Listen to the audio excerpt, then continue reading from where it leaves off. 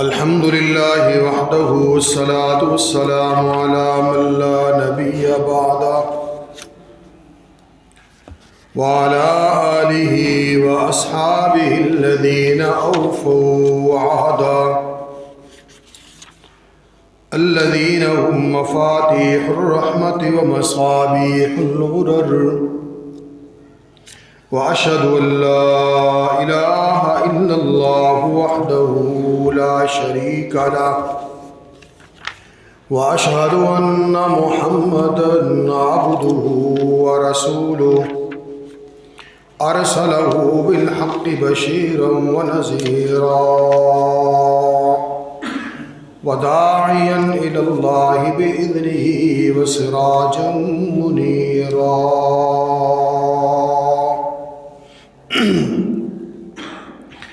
أما بعد فقد قال الله تبارك وتعالى في القرآن المجيد: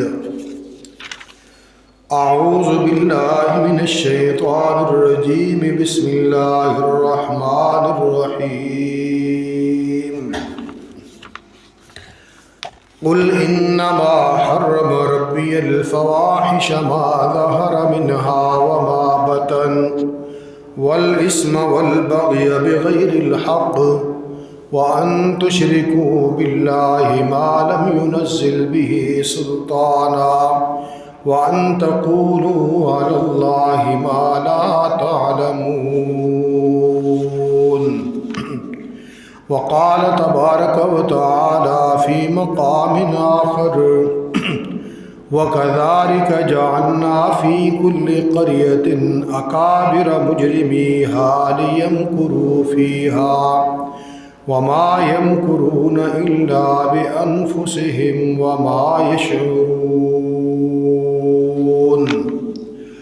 وقال النبي صلى الله عليه وسلم: لا تقوم الساعة حتى تقاتل اليهود حتى يقول الحجر وراء يهودي يا مسلم هذا يهودي وراءني فاقتله، أو كما قال عليه الصلاة والسلام: إن الله وملائكته يصلون على النبي يا أيها الذين آمنوا صلوا عليه وسلموا تسليما.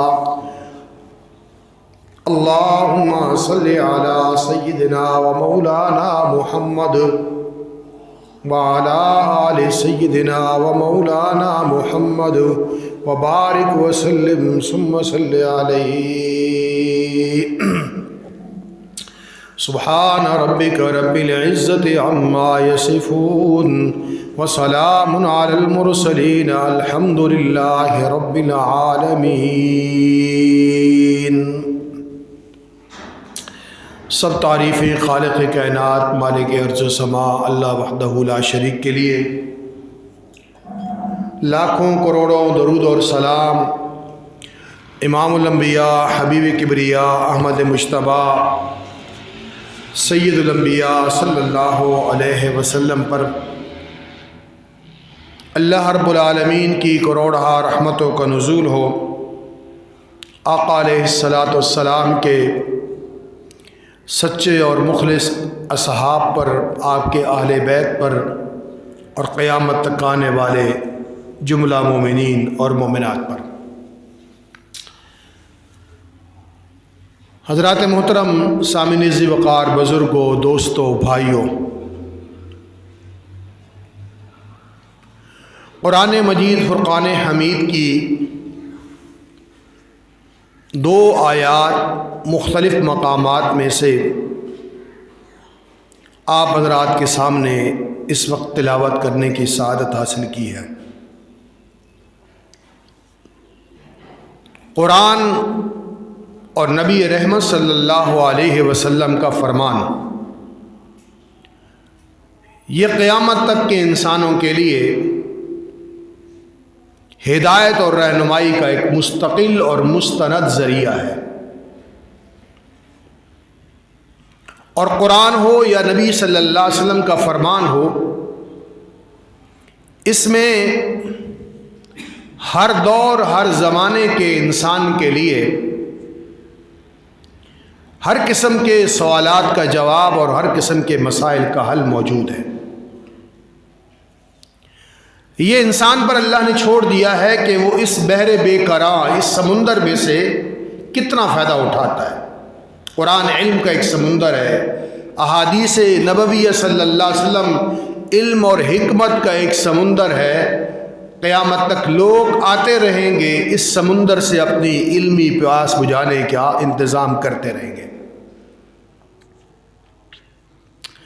آج کی جو گفتگو ہے، اس گفتگو کا ایک اہم حصہ جو ہے،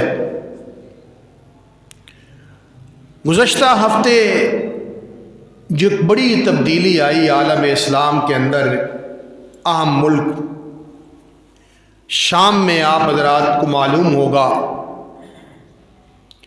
کہ 54 سال سے ظلم اور جبر کا جو دور حکومت تھا اس کا اختتام ہوا، اور وہاں مجاہدین انہوں نے اس ظلم کے نظام کے خاتمے، اس تابوت میں آخری کیل ٹھونکی، اور اس وقت بشار الاسد اور اس کا باپ حافظ الاسد، باپ بیٹے نے 54 سال تقریباً آلموسٹ اقتدار کے مزے لوٹے، اور ظلم اور جبر کی وہ کہانیاں اور حقائق اب سامنے آ رہے ہیں کہ انسان کے رونگٹے کھڑے ہو جاتے ہیں۔ ہلاکو اور چنگیز کو لوگ بھول جاتا ہے، 1 لاکھ سے زائد لوگ جیلوں میں قید تھے، اور ایسی سزائیں ان کے لیے کہ بعض افراد جب جیلوں سے نکالے گئے تو 15 20 سال سے لوگوں نے روشنی اور سورج کو نہیں دیکھا تھا۔ لوگوں کو مشینوں میں ڈال کر زندہ انسانوں کو کیمے کی طرح کچل دیا جاتا تھا، اور اس تبدیلی کے ساتھ شام کے اندر اقتدار کی تبدیلی، یہ محض ایک ملک کے اقتدار کی تبدیلی نہیں ہے، یعنی ایک حکومت ختم ہوئی اور دوسری حکومت آ گئی، بلکہ شام وہ علاقہ ہے جس کے بارے میں نبی اکرم صلی اللہ علیہ وسلم کی بہت ساری احادیث موجود ہیں، اور ساری امت کا اس کے ساتھ ایک تعلق ہے، ایک دلچسپی ہے شام کے حالات کے ساتھ۔ اور سب سے بڑی تو یہ ہے کہ قیامت کی جو بڑی نشانی ہے، ویسے تو نبی اکرم صلی اللہ علیہ وسلم نے 15 نشانیاں بتائی ہیں، چھوٹی نشانیاں، لیکن جو بڑی نشانیاں ہیں ان میں امام مہدی کی آمد اور ان کا ظہور، اور پھر بالکل قرب قیامت کے وقت حضرت عیسیٰ علیہ السلام کی آمد، اور حضرت عیسیٰ علیہ السلام دوبارہ تشریف لائیں گے، اور آپ کی جو آمد کا مقام نبی رحمت صلی اللہ علیہ وسلم نے احادیث میں بیان کیا ہے، وہ دمشق کی جامع مسجد کے سفید مینار پر فرشتوں کے پروں پر آپ تشریف فرما ہوں گے، اتریں گے زمین پر۔ اس لیے یہ میں نے آغاز کے اندر یہ بات کہی کہ شام کا تذکرہ کرنا اور شام کے حالات پر نظر رکھنا اور اس سے دلچسپی لینا، یہ بظاہر ایک دنیاوی بات لیکن ہمارے ایمان کا ایک حصہ لگتا ہے۔ آج انشاءاللہ العزیز اس موضوع پر ہم اپنے خطبے کے اندر ضرور بات کریں گے۔ امام مہدی کا تذکرہ آپ سنتے رہتے ہیں، لیکن امام مہدی کون ہے، کب آئیں گے؟ امام مہدی کا جو مقام اور مرتبہ ہے اور ان کی پہچان اور شخصیت ہے اور علامات ہے اور جو ان کا کام ہے وہ کیا ہوگا، یہ ساری چیزیں رسول اللہ صلی اللہ علیہ وسلم نے اپنی امت کو آج سے 1400 سال پہلے بتا دی تھی۔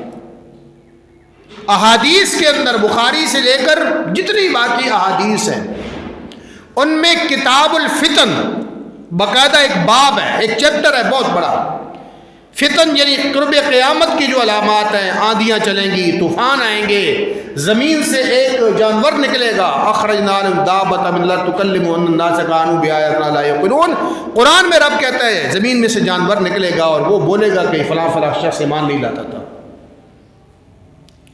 پھر رسول اللہ صلی اللہ علیہ وسلم نے خراسان کے لشکر کا ذکر کیا، یہ خراسان افغانستان کے علاقہ ہے، یہاں سے کالے جھنڈوں والے نکلیں گے۔ پھر آپ صلی اللہ علیہ وسلم نے فرمایا کہ دریائے فرات سے سونے کا پہاڑ نکلے گا، لیکن کوئی تم میں سے اس پہاڑ کے اوپر اس سونے کو لینے کی کوشش نہ کرے، اس سے دور رہے۔ یہ قیامت کے قریب کی علامات ہیں. اور اس وقت جس تیزی کے ساتھ نقشہ بدل رہا ہے اس پورے خطے کا، فلسطین کا آپ دیکھ لیں، غزہ کے حالات کو دیکھ لیں، لبنان کے حالات کو دیکھ لیں، شام کے حالات کو دیکھ لیں، یہ سارا خطہ.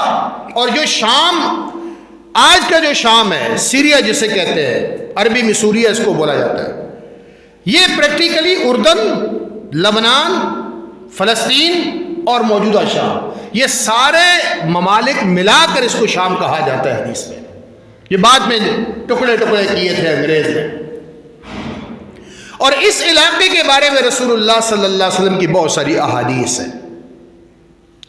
لیکن سوال یہ ہے کہ یہ اتنا مضبوط اقتدار، بشار حافظ الاسد اور اس کے بعد اس کا بیٹا بشار الاسد، 54 سال، آدھی صدی سے زیادہ اقتدار.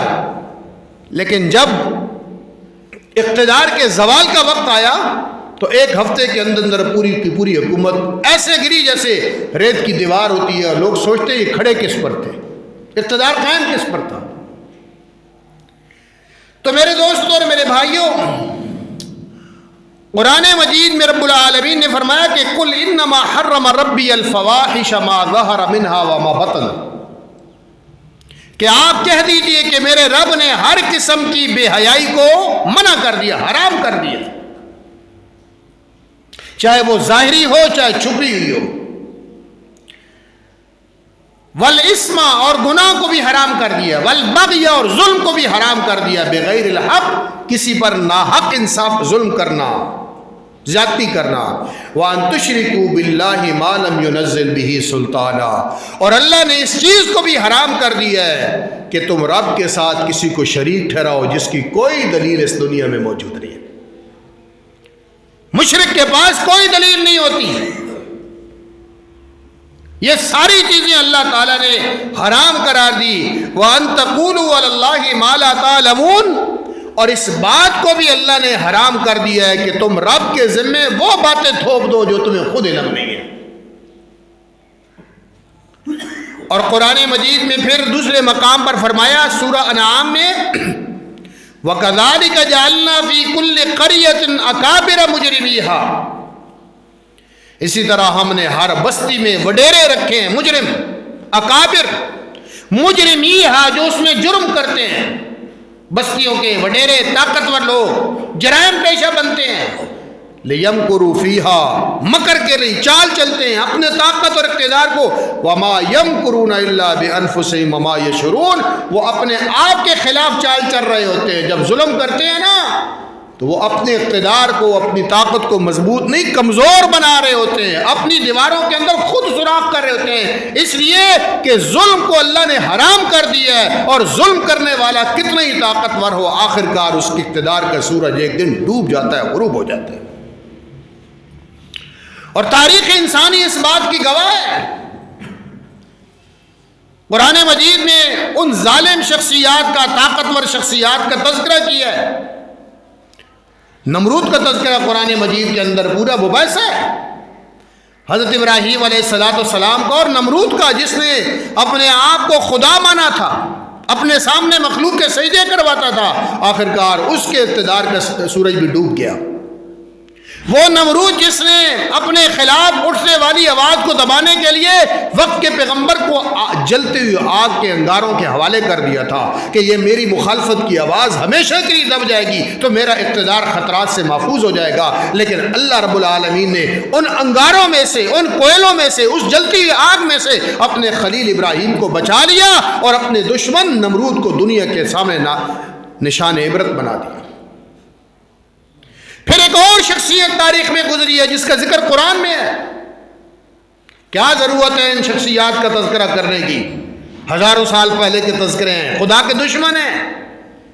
بعض لوگ تو کہتے ہیں میرے دشمن کا نام بھی میرے سامنے مت دو، لیکن اللہ قرآن میں ان دشمنوں کا تذکرہ کرتا ہے. ابو لہب کا نام آیا ہے، فرعون کا نام آیا ہے، بار بار آیا ہے، اس لیے کہ اللہ ان کے جو انجام ہے اس انجام سے قیامت تک آنے والے انسانوں کو سبق دینا چاہتا ہے کہ جس فرعون نے انا ربکم الاعلی کا نعرہ لگایا تھا کہ میں سب سے بڑا رب ہوں، میرے علاوہ اس کائنات میں اقتدار اور اختیار کسی کا نہیں ہے۔ آخری وقت وہ تھا کہ اللہ کی بڑی کائنات تو چھوڑیں، صرف ایک چیز، وہ پانی کے بلبلوں سے بھی اپنے آپ کو نہیں بچا سکا، اور ہاتھ اوپر کر کے کہہ رہا تھا آمنت برب ہارون و موسیٰ، او میں نے ہارون اور موسیٰ کے رب کو مان لیا۔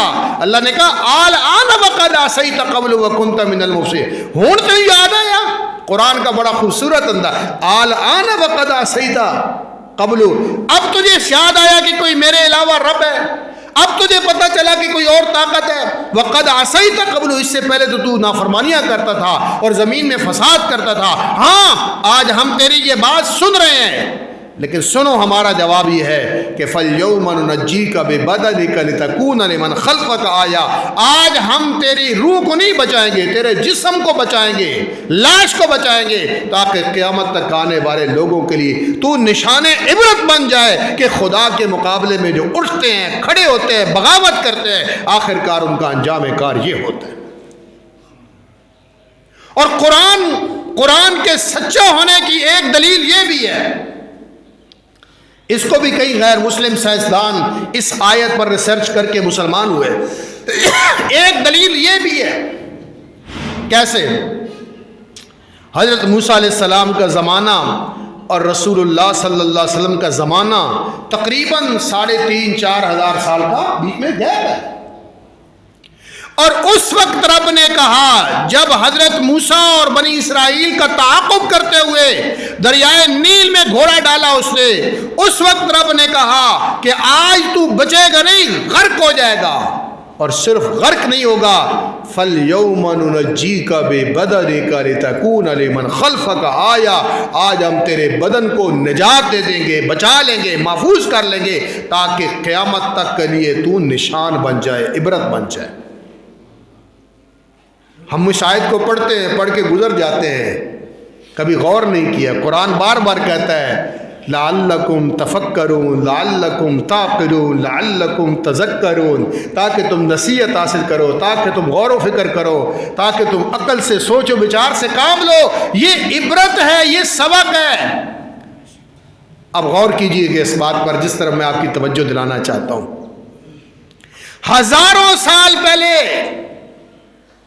کوئی سائنسی ترقی نہیں ہے، کوئی لیبارٹریاں مارز وجود میں نہیں آئی، لاشوں کو محفوظ کرنے کا کوئی نظام نہیں تھا۔ انسانی لاش چند گھنٹے رہتی ہے، آہستہ آہستہ وقت گزرتا ہے تو بدبو پڑ جاتی ہے، بدبو پڑ جاتی ہے، لیکن قرآن کریم کے سچا ہونے کی یہ بہت بڑی دلیل ہے کہ رب نے جو کہا وہ کر کے دکھایا۔ اس زمانے میں جو حضرت موسیٰ علیہ السلام کا زمانہ تھا، کوئی حنوط کرنے کا نظام نہیں تھا، کوئی سائنس نہیں تھی، کوئی ایسی میڈیسن نہیں تھی کہ باڈی کو محفوظ کیا جائے۔ اس وقت سے لے کر آج تقریباً 4-5 ہزار سال کا فاصلہ ہے، کتنے طوفان آئے، کتنی آندیاں آئی، کتنی حکومتیں بدلی، کتنی جنگیں ہوئی، لیکن فرعون کی لاش غائب نہیں ہوئی۔ فرعون کی لاش آج بھی احرام مصر میں پڑی ہے، یوں اس کے ہاتھ ہیں اور ایسا پڑا ہوا ہے۔ اللہ نے اس کی لاش محفوظ کرنے کا انتظام کیا، اور قرآن کے سچا ہونے کی ایک دلیل یہ بھی ہے کہ قرآن نے 4,500 سال پہلے جو دعویٰ کیا تھا کہ فرعون کی لاش کو ہم بچا کے رکھیں گے اور یہ قیامت تک رہے گی، اللہ نے اس کے بچانے کا انتظام ایسا کیا کہ وقت بدلتا رہا، حکمران بدلتے رہے، جنگیں آتی رہی، آندیاں چلتی رہی، طوفان ہوتے رہے، پہلی جنگ عظیم ہوئی، دوسری جنگ عظیم ہوئی، لیکن فرعون کی لاش محفوظ ہے۔ فَالْيَوْمَ نُنَجِّيكَ، کس لیے؟ کس لیے؟ اس لیے کہ آج اگر کوئی فرعون کا راستہ اختیار کرنا چاہے، آج اگر کوئی اپنے آپ کو خدا سمجھنا چاہے زمین کا، اور آج اگر کوئی اپنے آپ کو طاقت کا بے تاج بادشاہ سمجھنا چاہے، اسے سمجھنا چاہیے کہ تم سے پہلے بھی کوئی تھا اس زمین پر جو اپنے آپ کو اس زمین کا بادشاہ اور خالق اور مالک سمجھتا تھا اور مخلوق کو اپنی رعایا سمجھتا تھا۔ یاد رکھو، اس دعوت سے پہلے ذرا فرعون کا انجام دیکھ لینا، ذرا نمرود کے انجام سے سبق حاصل کر لینا، یہ مقصد ہے۔ اور اللہ رب العالمین نے رسول رحمت صلی اللہ علیہ وسلم کے ساتھ سب سے پہلے جس شخص نے گستاخی کی تھی، آپ کو پتا کون تھا وہ؟ سب سے پہلا گستاخ رسول، سب سے پہلا گستاخ رسول باہر کا نہیں تھا، آپ کے خاندان کا، آپ کا چچا ابو لہب تھا۔ جب رسول اللہ صلی اللہ علیہ وسلم نے بلایا اور دعوت دی لوگوں کو، اور پہاڑی پہ کھڑے ہو کے جھنڈا لہرایا، آؤ لوگوں، اور دعوت رکھی لوگوں کے سامنے، میں تفصیل بھی نہیں جا سکتا، وقت تھوڑا ہے، ہم نے موضوع مکمل کرنا ہے، تو سب سے پہلا ریئیکشن ابو لہب نے دیا تھا، معاذ اللہ نقل کفر کفر نباشد الہذا تبا لک یا محمد الہذا جماعتنا، تیرے ہاتھ ٹوٹ جائے محمد، اس گل واسطے سن بلایا سیا، معاذ اللہ۔ یہ پہلا گستاخ رسول تھا، اور اس گستاخ رسول اور دشمن اسلام جس کو اپنی طاقت پہ، اپنی دولت پہ، اپنے حسن و جمال پہ، اپنی سرداری پہ ناز تھا، اللہ نے ایسی موت دی کہ اس کے جسم میں کیڑے پڑ گئے اور کوئی اس کی لاش کو اٹھانے والا نہیں تھا۔ مکہ کے حبشی جو تھے غلام، اس کے بیٹوں نے پیسے دے کر، ان کو اجرت دے کر، باسوں کے ذریعے گھسیٹ کر اس کو مکے سے باہر پھینکا تھا۔ جو بھی زمین میں خدائی کا دعویٰ کرے گا، اللہ اور اس کے رسول کے مقابلے میں کھڑا ہوگا، وہ نشان عبرت بن جائے گا۔ دین اللہ کی ضرورت نہیں ہے، دین میری اور آپ کی ضرورت ہے۔ خدا کی مخالفت کر کے خدا کا کوئی کچھ نہیں بگاڑ سکتا، انبیاء کی مخالفت کر کے کوئی نبیوں کا کچھ بھی نہیں بگاڑ سکا۔ نبیوں کا جو مقام اور شان ہے وہ اس دنیا میں بھی اللہ نے ان کو عزت دی ہے، روز محشر ساری کائنات کے سامنے اللہ ان کو عزت کے تاج پہنائے گا۔ برباد تو وہ ہو گئے، اور برباد تو وہ ہو رہے ہیں، اور برباد تو وہ ہوں گے کہ جو اللہ اور اس کے رسول کے قانون کے مقابلے میں اپنا قانون اور اپنی شریعت اور اپنا نظام لانے کی کوشش کرتے ہیں۔ اس لیے یہ ظالم اقتدار کے نشے میں، دولت کے نشے میں، قوت کے نشے میں بھول جاتے ہیں کہ کوئی اور طاقت بھی ہے جو سارے نظام کو چلا رہی ہے۔ انسان کیا ہے؟ نہ اپنی مرضی سے دنیا میں آیا ہے، نہ اپنی مرضی سے دنیا سے جا سکتا ہے۔ انسان کیا ہے؟ آیا تھا تو تب بھی کسی اور نے غسل دیا، اور انسان کیا ہے؟ جاتا ہے تب بھی کوئی اور غسل دیتا ہے۔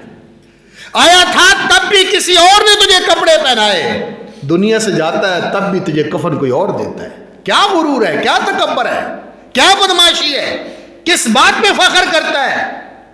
حالت تو یہ ہے، جتنا بڑا مالدار اور جتنا بڑا طاقتور اور جتنا بڑا حکمران ہو، اگر گردے میں رات کو تکلیف ہو جائے نا، یا دانت میں ہی درد ہو جائے، دانت کتنی ساری چیز ہے، دانت کا درد، گردے کا درد، دل کا درد، یہ ایمرجنسی کیس ہوتے ہیں، ڈاکٹر فوراً اس کو ایمرجنسی میں کہتے ہیں ٹریٹمنٹ کر دیتے ہیں۔ ایک دانت کا درد ہوتا ہے تو وہ فرعون صاحب کی ساری آنتیں ہل جاتی ہیں، اندھیرا چھا جاتا ہے آنکھوں کے سامنے، سکون اڑ جاتا ہے، اقتدار بھول جاتا ہے۔ اللہ کہتا ہے انسان اپنی حیثیت کو پہچان۔ الم نخلقکم من ماء مہین فجعلناہ فی قرار مکین، ایک پانی کی بوند سے تم نہیں پیدا ہوئے، تمہاری حیثیت یہ ہے۔ تو ظلم جو ہے وہ کسی شکل کے اندر ہو، اللہ رب العالمین اسے کسی صورت معاف نہیں کرتے۔ اس حدیث کو غور سے سنیے، اس حدیث کے اندر بڑے اسباق ہیں۔ ہم نے یونیورسٹی میں دعویٰ میں بھی، خطابت اور دعویٰ میں اسپیشل طور پر یہ حدیث پورے ہمارے سارے لیکچر پر حاوی ہے، اور ایک عالم کے لیے، ایک مسلمان کے لیے، ایک دین کا داعی جو ہے اس کے لیے یہ حدیث نمونہ ہے۔ نبی اکرم صلی اللہ علیہ وسلم نے حضرت معاذ بن جبل رضی اللہ تعالیٰ عنہ کو یمن کی طرف گورنر بنا کر بھیجا۔ جب آپ روانہ فرما رہے تھے، جب آپ حضرت معاذ کو یمن کا گورنر بنا کے روانہ کر رہے تھے، تو فرمایا انک ستاتی قوما من اہل الکتاب، معاذ تم جہاں جا رہے ہو وہاں کے لوگ اہل کتاب ہے، عیسائی ہے، یہودی ہے۔ اہل کتاب کہتے ہیں آسمانی کتاب کو ماننے والے، جو قرآن کے علاوہ باقی کتابوں کو مانتے ہیں۔ تم ان لوگوں کے پاس جا رہے ہو جو اہل کتاب ہیں۔ فرمایا فَإِذَا جِئْتُهُمْ فَادْعُهُمْ إِلَىٰ أَلَّا يَشْهَدُوا أَلَّا إِلَٰهَ إِلَّا اللَّهُ تو سب سے پہلے انہیں عقیدہ توحید کی دعوت دینا. اپنی بات کا آغاز کہاں سے کرنا ہے؟ انہیں لا الہ الا اللہ کی طرف بلانا، وَأَنَّ محمد الرسول اللہ، اور انہیں دوسری بات یہ سمجھانا کہ محمد صلی اللہ علیہ وسلم اللہ کے نبی اور رسول ہے. یہ یہاں سے اپنی بات کو شروع کرنا. عقیدہ توحید کو یاد رکھیے. عقیدہ توحید کی مثال اسی طرح ہے جس طرح انسان کے جسم کے اندر روح کی مثال ہے. آنکھیں سلامت ہیں، دانت سلامت ہے، ناک سلامت ہے، کان سلامت ہے، معدہ سلامت ہے، باڈی سلامت ہے، خوبصورت جسم ہے، لباس ہے، سب کچھ ہے. اگر روح نکل جائے تو جسم کسی کام کا نہیں رہتا. نمازیں ہیں، روزہ ہے، حج ہے، زکوٰۃ ہے، صدقات ہے، خیرات ہے، تسبیحات ہے، ذکر ہے، اذکار ہے، تہجد ہے، نعتیں ہیں، سب کچھ ہے. لیکن عقیدہ توحید اگر نہیں ہے تو ساری کی ساری عبادات ضائع ہو جاتی ہیں. عبادات کس لیے ہیں؟ مالک کے لیے. تو مالک کو نہیں پہچانا تو عبادتیں کس کام کی؟ اس لیے نبی اکرم صلی اللہ علیہ وسلم نے فرمایا سب سے پہلے انہیں دعوت دینا کہ وہ ان یشہدوا اللہ الہ الا اللہ وان محمد الرسول اللہ، کہ اللہ کے الہ ہونے کی گواہی دے دے، اللہ کے علاوہ باقی سارے خداؤں کا انکار کر دے، اور محمد صلی اللہ علیہ وسلم کو اپنا آخری نبی اور رسول مان لیں. فرمایا فَإِنْهُمْ طَاعُوا، اگر اس گل نو مان لیں تو پھر اگلی گل کہنا، پھر اگلی بات ان سے کہنا. کیا کہنا؟ فَأَخْبِرْهُمْ أَنَّ اللَّهَ تَعَالَى قَدْ فَرَضَ عَلَيْهِمْ 5 صلوات. عقیدہ ٹھیک ہو گیا، مسلمان ہو گئے، اللہ کو اپنا آخری، اپنا رب اور محمد صلی اللہ علیہ وسلم کو اپنا رسول مان لیا. پھر فرمایا انہیں بتانا کہ اللہ نے تمہیں دن اور رات میں 5 نمازیں فرض کی ہیں. سمجھ آ گئی ترتیب؟ پھر فرمایا فَإِنْهُمْ طَاعُوا لَكَ بِذَلِكَ، اگر ایک گل بھی سمجھ جان، نماز کو بھی اپنا لیں، تو پھر انہیں کہنا فَأَخْبِرْهُمْ أَنَّ اللَّهَ قَدْ فَرَضَ عَلَيْهِمْ صَدَقَةً، کہ اللہ نے تمہارے اوپر زکوٰۃ فرض کی ہے. صدقہ، صدقہ 2 قسم کا ہوتا ہے، ایک نفلی ہوتا ہے اور ایک واجب ہوتا ہے. واجب مین زکوٰۃ، اس کو بھی زکوٰۃ کو بھی صدقہ کہا جاتا ہے، لیکن صدقہ واجبہ میں آتی ہے. تو فرمایا کہ اگر وہ کلمے کی گواہی دے دے، توحید کا اقرار کر لے، رسالت کا اعتراف کر لے، نمازوں کو شروع کر دے، اگلی پھر گل دسنی ہے کہ مال رب دا دیتا ہے، اس مال چو اللہ دی راہ تے خرچ کرو. تو خذ من اغنیائہم فترد علی فقرائہم. اللہ اکبر. حضور نے 1400 سال پہلے اس امت کو غربت مٹانے کا ایک فارمولہ بتا دیا تھا. کاش آج کے یہ معیشت کے ماہرین حضور کی سیرت سے سبق لیتے. فرمایا ان کے امیروں سے مال لیا جائے اور اس شہر کے غریبوں میں تقسیم کیا جائے. غربت مٹانے کا یہی فارمولہ ہے کہ امیروں سے زکوٰۃ لی جائے. کوئی اور، میں یہ بات کہتا ہوں، مجھے ایک دوست کہنے لگے ایک دن، کہنے لگا قاری صاحب ہمیں تو آج تک یہ بات پتہ نہیں تھی کہ اسلام میں کوئی ٹیکس نہیں ہے. میں پھر دہراتا ہوں یہ بات، اسلامی نظام حکومت میں مسلمانوں پر کوئی ٹیکس نہیں تھا. نہ رسول اللہ صلی اللہ علیہ وسلم نے کوئی ٹیکس لگایا، نہ خلفائے راشدین نے کوئی ٹیکس دیا، صرف زکوٰۃ اور عشر، صرف زکوٰۃ اور عشر. یہ ٹیکس تو غیر مسلموں سے لیا جاتا ہے، اسے جزیہ کہتے ہیں، کہ جو یہودی، عیسائی، غیر مسلم ایک اسلامی حکومت میں رہتا ہے، اس کی جان، اس کا مال، اس کی عزت، اس کا آبرو اور شہری حقوق وہ محفوظ ہیں. اسلامی ریاست اس کی ذمہ دار ہے اور اس کے بدلے میں وہ حکومت کو ٹیکس دیتا ہے. ہماری قوم نے زکوٰۃ دینے کا اللہ اور اس کے رسول کا فارمولہ نہیں قبول کیا. ہماری قوم نے کہا زکوٰۃ نہیں دینی ایسا. اللہ نے ٹیکس در ٹیکس 10 توک ڈال دیا ہے. کم از کم 25-26 قسم کا ٹیکس تو آپ بجلی کے بلوں میں دیتے ہیں. وہ کہتے ہیں جی ویلتھ ٹیکس ہے، یہ FBR ٹیکس ہے، یہ CBR ٹیکس ہے، یہ نیلم جیلم ٹیکس ہے، یہ FC سرچارج ہے، فلانا سرچارج ہے. پھر آخر تک کیوں نا فردر ٹیکس، مزید ٹیکس، وہ تو نام کوئی نہیں، فردر ٹیکس. ٹھوک دو جتنا ٹھوک دے ہو. وہ داڑھی نالو مچھاں وڈیاں ہو جانیاں، آپ کا بل کم آتا ہے. اور ٹیکس زیادہ ہو جاتے ہیں. لیکن ہمیں یہ بات سمجھ نہیں آئے گی جب تک اسلام کے مخالف نظام حکومت چلتا رہے گا یہ ٹیکسوں کا زنجیر اور ٹیکسوں کی ہتھکڑیاں آپ کے گرد کسی جاتی رہیں گی. جب اللہ اور اس کے رسول کا دیا ہوا نظام آئے گا تو زکوٰۃ کے علاوہ مسلمانوں سے کوئی اور ٹیکس نہیں لیا جائے گا.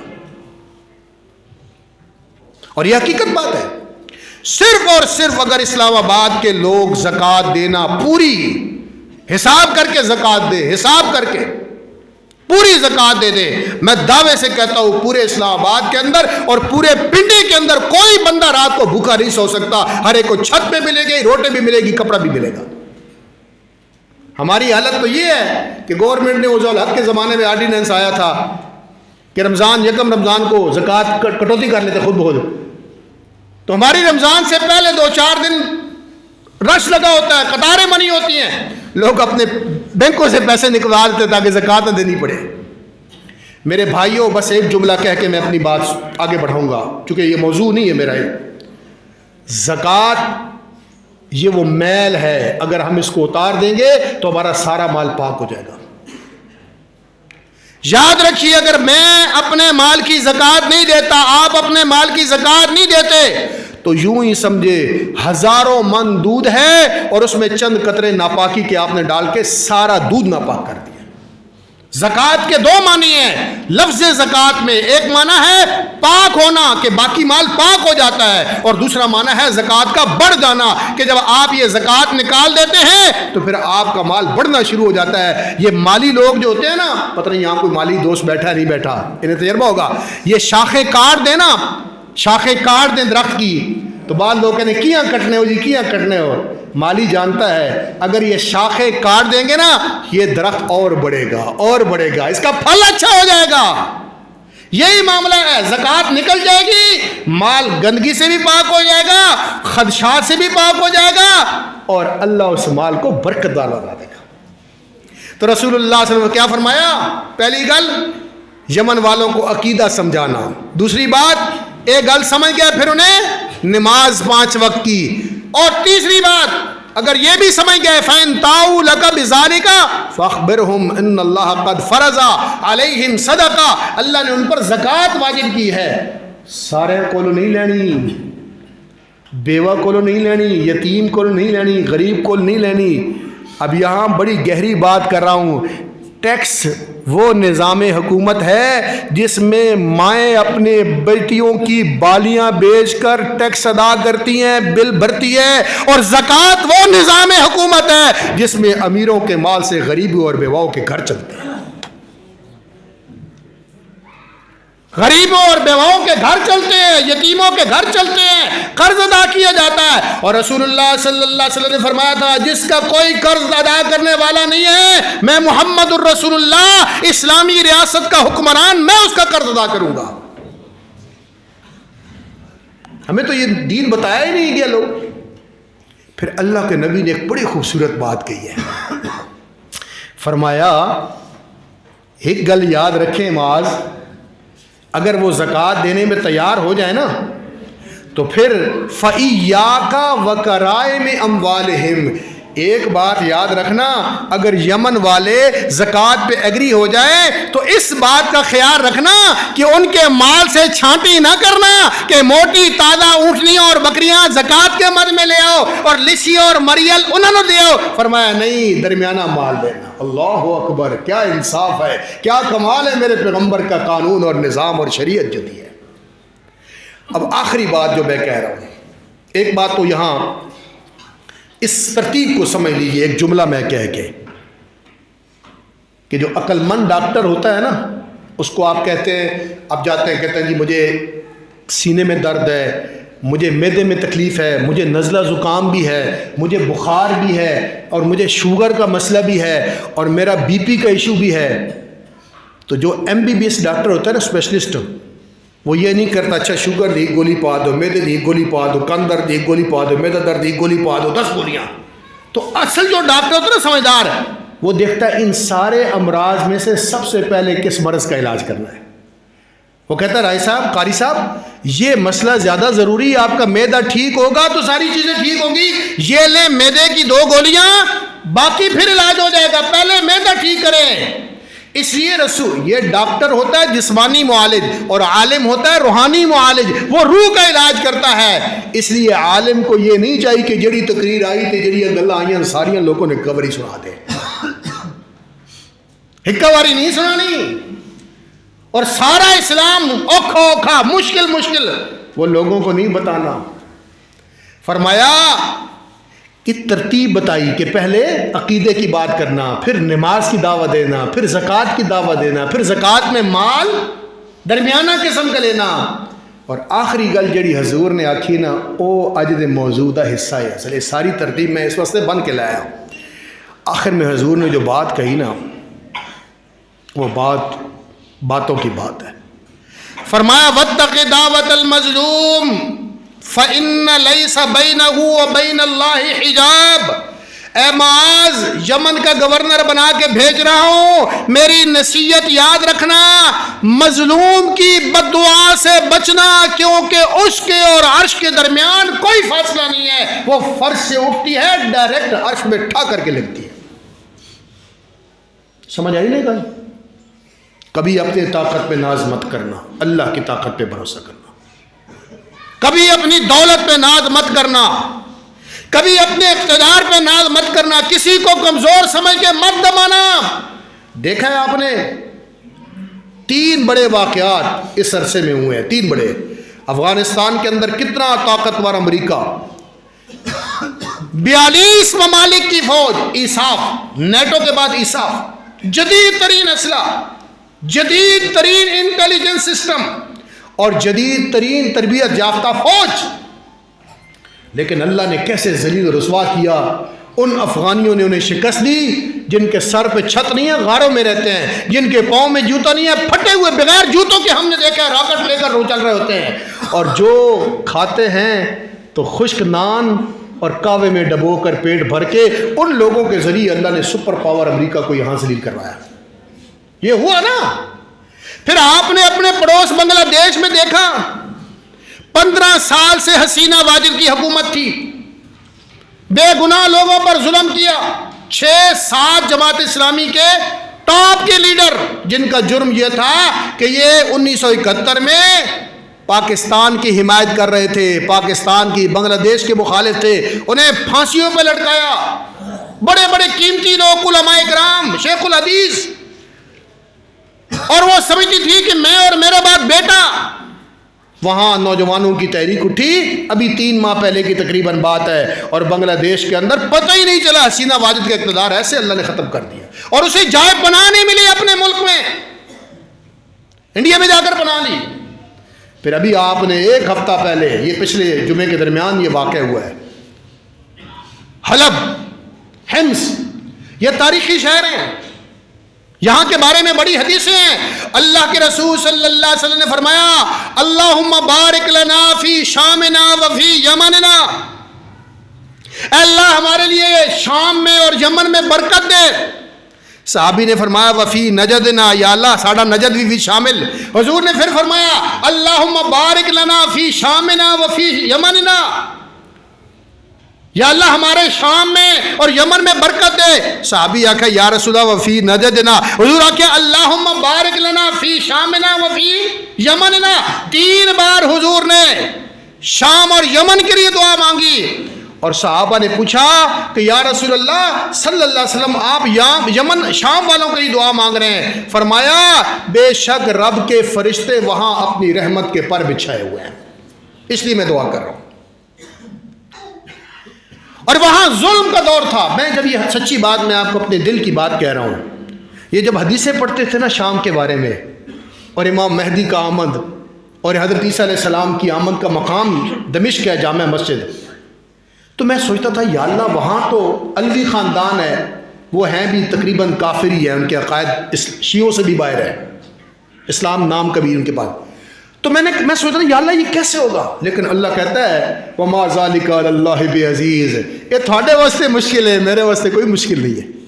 ان ربک فعال لما یشاء، تیرا رب جو چاہتا ہے کر گزرتا ہے، کن فیکون، وہ کہتا ہے ہو جا تو ہو جاتا ہے۔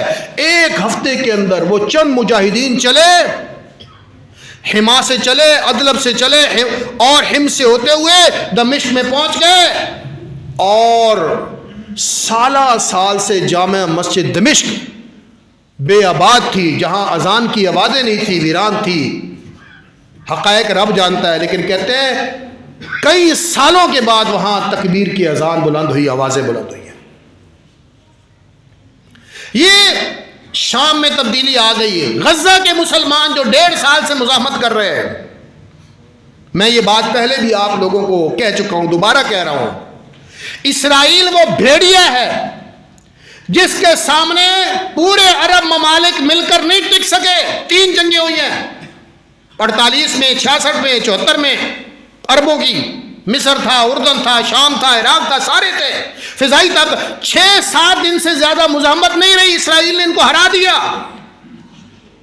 لیکن ان ینصرکم اللہ فلا غالب لکم، اللہ کہتا او میرے مجاہدو، او میرے دین کی خاطر لڑنے والو، دنیا تمہارا ساتھ چھوڑ دے، تمہارے پاس اسلحے کی کمی ہو، تمہارا ناطقہ بند کر دے، تمہارا پانی بند کر دے، تمہارے چاروں طرف محاصرہ کر دے، ان ینصرکم اللہ فلا غالب لکم، اگر رب تمہارا مددگار ہے دنیا تم پر غالب نہیں آ سکتی۔ اللہ نے دکھایا ہے۔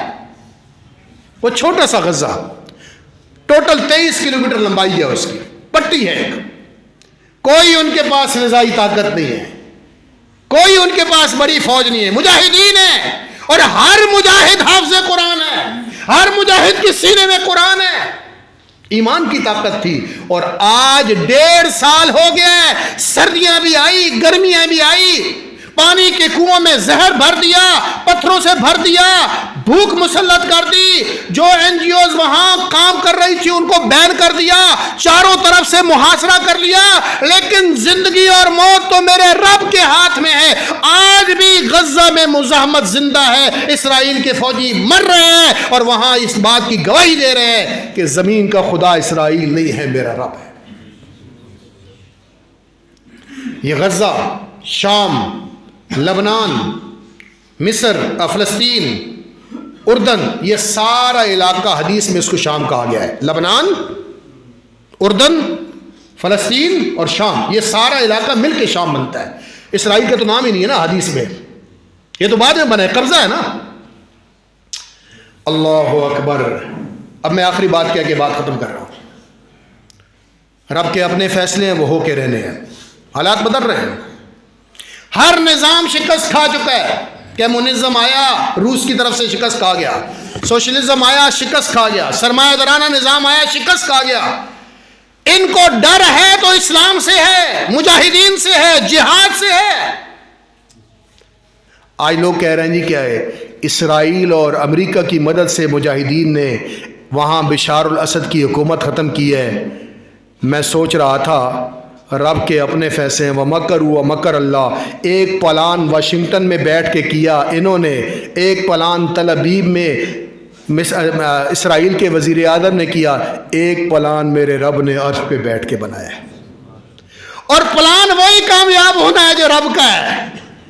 1994 میں جب طالبان آئے تھے نا جی، تو میڈلین البرائٹ، یہ نیب وزیر خارجہ تھی امریکہ کی، ایشیا کے علاقے کی، ایشیا، اس کا بیان خود مجھے یاد ہے۔ اس نے اقوام متحدہ میں کھڑے ہو کر طالبان کی تعریف کی تھی، کیونکہ وہ مجاہدین جو حکمت جار وغیرہ تھے ان کے خلاف لائے تھے، وہی طالبان ان کے گلے کی ہڈی بنے، وہی طالبان جن کو امریکہ سپورٹ۔ انشاءاللہ العزیز آج جو یہ اسرائیل خوش ہو رہا ہے نا، آج جو امریکہ خوش ہو رہا ہے، یہی مجاہدین انشاءاللہ میرے پیغمبر کی بشارتوں کے مصداق بنیں گے، اس کی تعبیر لائیں گے۔ اور رسول اللہ صلی اللہ علیہ وسلم نے فرمایا جب ظلم بڑھے گا تو پھر میرے خاندان میں سے ایک نوجوان آئے گا۔ اب میں بات کو ختم کر رہا ہوں۔ نام میرے نام پر ہوگا، اس کے باپ کا نام بھی میرے باپ کے نام پر ہوگا، وہ میری نسل میں سے ہوگا، جسے ہم امام مہدی علیہ السلام کہتے ہیں۔ ان کا نام محمد ہوگا، مہدی لقب ہے، ہدایت دینے والا، مہدی کہتے ہیں ہدایت دینے والا، اور ان کے والد کا نام عبداللہ ہوگا، اور وہ حضرت فاطمہ الزہرا رضی اللہ تعالیٰ عنہ کی اولاد میں سے حسنی حسینی ہوں گے، اور مدینے سے وہ نکلیں گے، اور مکے میں جا کر وہ اپنے آپ کو بچانے کی کوشش کریں گے۔ لوگ ان کا گھیراؤ کریں گے کہ آپ ہاتھ بڑھائیں، ہم آپ کے ہاتھ پہ بیعت کر رہے ہیں، وہ بھاگیں گے، بیعت ہوگی۔ اور بیعت بھی رسول اللہ نے فرمایا صلی اللہ علیہ وسلم کہاں پر ہوگی؟ مقام ابراہیم اور حجر اسود کے درمیان بیعت لے گا۔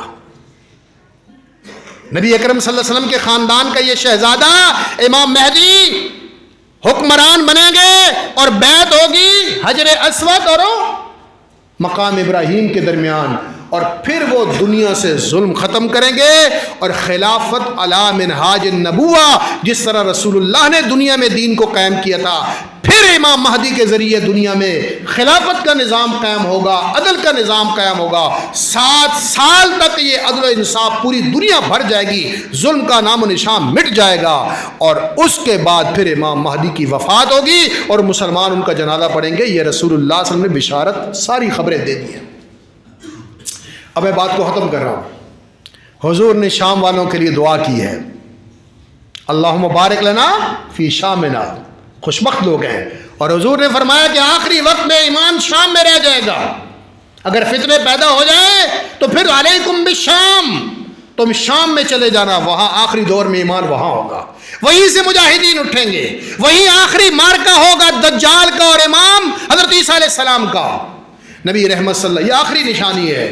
پھر حضرت عیسیٰ علیہ السلام سے پہلے دجال آئے گا، اس پر میں تفصیلی جمعہ تو پھر اگلے جمعے میں شاید بات کروں، مختصراً بات کہہ کے بات ختم کرتا ہوں۔ دجال دجل سے ہے، دجل کہتے ہیں دھوکے کو، بہت بڑا فریبی ہوگا، ہتھیلی پہ سرسو جمانے والا، خدائی طاقت رکھنے والا ہوگا، بہت بڑا فتنہ ہوگا، کافارہ کافر لکھا ہوگا، ایک آنکھ سے کانا ہوگا، یہ حدیث میں علامتیں ہیں باقاعدہ۔ مسیح دجال پوری زمین میں دوڑے گا، سفر کرے گا، اس کا لشکر کھڑا ہوگا جامع مسجد دمشق کے باہر۔ اس دوران حضرت عیسیٰ علیہ السلام فجر کی نماز کے وقت جامع مسجد دمشق جو بھی فتح کیا ہے مجاہدین نے، اس کا سفید مینار، اس کے اوپر 2 فرشتوں کے پروں پر آپ اتریں گے، آپ کے سر سے پانی کے قطرے تازے گر رہے ہوں گے، فجر کی نماز کا وقت ہوگا، جماعت کھڑی ہونے والی ہوگی، لوگ پہچان لیں گے اور کہیں گے کہ ایسا آئیں آپ نماز پڑھائیں، اتنے ان بڑی قیمتی گل نے گل سمجھ لینا۔ حضرت عیسیٰ فرمائیں گے نہیں، تمہارا امام ہی تمہیں نماز پڑھائے گا۔ تو لوگ عیسائی کہتے ہیں عیسیٰ علیہ السلام بھی تو آئیں گے، تسی کہنے ہو حضور خاتم النبیین ہے، تو حضور کے بعد کوئی نبی نہیں ہے، تو عیسیٰ کو نبی تو مانتے ہو۔ یاد رکھنا اس مسئلے میں دھوکہ دیتے ہیں، عیسیٰ علیہ السلام نبی بن کر نہیں، محمد الرسول اللہ کے امتی بن کر آئیں گے، وہ ایک امتی کے پیچھے نماز پڑھیں گے، اور باہر دجال کا لشکر ہوگا، اور اس کے مقابلے میں پھر آپ مجاہدین کو لے کے نکلیں گے، اور مقام لد جو اسرائیل کا ایک جگہ ہے وہاں جا کے آپ اس دجال کو قتل کریں گے۔ اور رسول اللہ نے فرمایا لا تقوم الساعة حتى تقاتل اليہود، اس وقت تک قیامت قائم نہیں ہوگی جب تک یہودیوں کا قتل عام نہیں ہوگا، یہاں تک کہ کسی پتھر کے پیچھے بھی کوئی یہودی چھپا ہوگا تو وہ پتھر بولے گا یا مسلم، اے مسلمان مجاہد، ھذا یہودی فق وراءنی فقتلہ، اے میرے پیچھے یہودی لکیا بیٹھے ہی، انہوں مار بے ایمانو، پتھر بھی گواہی دیں گے۔ ایک درخت ہے غرقد جس کا حدیث میں ذکر ہے، حضور آکھیا اس درخت پیچھے اگر یہودی ہون گے بچ جان گے، آج پورا اسرائیل بھر دیا اس میں۔ وہ جو حضور دی گلاں نہیں مندے، اس گل نوں منیا نے کہ ساڈی پھینٹی لگڑی، اس درخت نے آ کے بچانا ہے، تو وہ دور قریب ہے انشاءاللہ العزیز۔ یہ سارا ظلم کا نظام مٹ جائے گا، اور آخر کار میرے پیغمبر کا لایا ہوا نظام اور قانون شریعت اس دنیا میں غلبہ پائے گا۔ وآخر دعوان الحمدللہ رب العالمین۔